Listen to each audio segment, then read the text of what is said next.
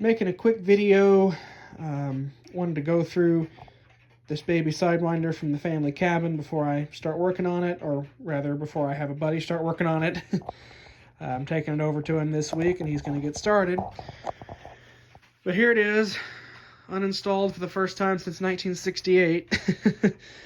And see if you can read the microdate.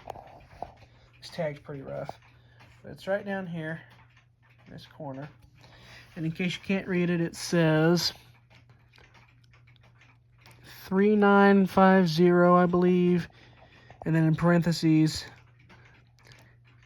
10/7/19, which means it was made on October 7th, 1919.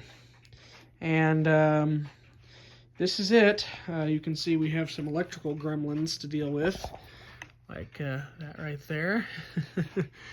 We're going to be totally rewiring it. We're going to have a coat of paint put on it. And we're going to fix this problem. Little stiff. So that's what will be done to it. I'm also going to have him polish these blades up a little bit, make them look a little bit better. Just look at see if I can show you all the dust that'll come off of them now. Yeah. Pretty bad. So that'll be the project, but as if that wasn't enough, I have another one of these. And this one, the motor has already been restored. The blades have been polished up on this side. Backs, not so much, but that's okay.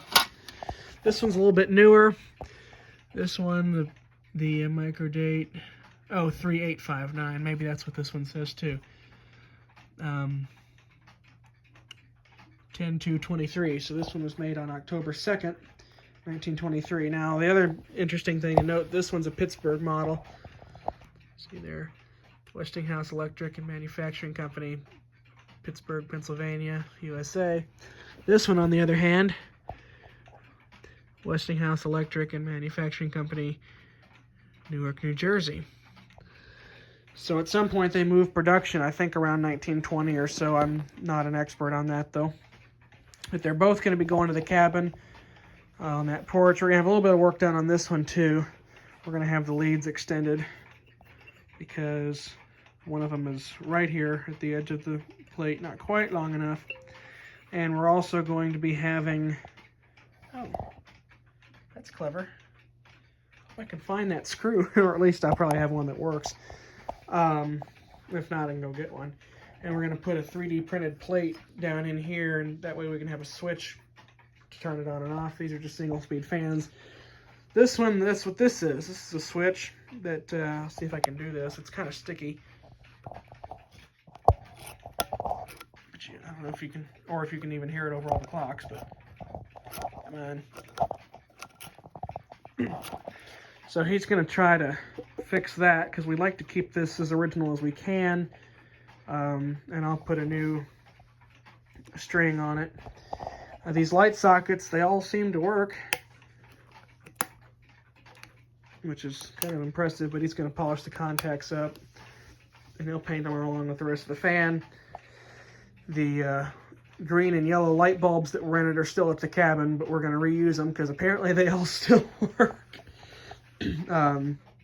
My uncle was saying before the wiring started to go south on him, he plugged it in and got the lights to come on, and the motor, while it was so stiff it couldn't spin, as you just saw, on its own, it was humming, at least trying to run, so we know it's got at least some semblance of life to it, which is why we're going to go ahead and see if we can get it going again. And hopefully once we get it back up, I'll be out there more often and, you know, be able to maintain them better. But those bulbs are all still good, so we're going to reuse them, but we left them there. This one, on the other hand, nice and smooth. Bearing's a little noisy, but it's going on the porch, so we can live with that. But yeah, and I have a grommet that'll go on that.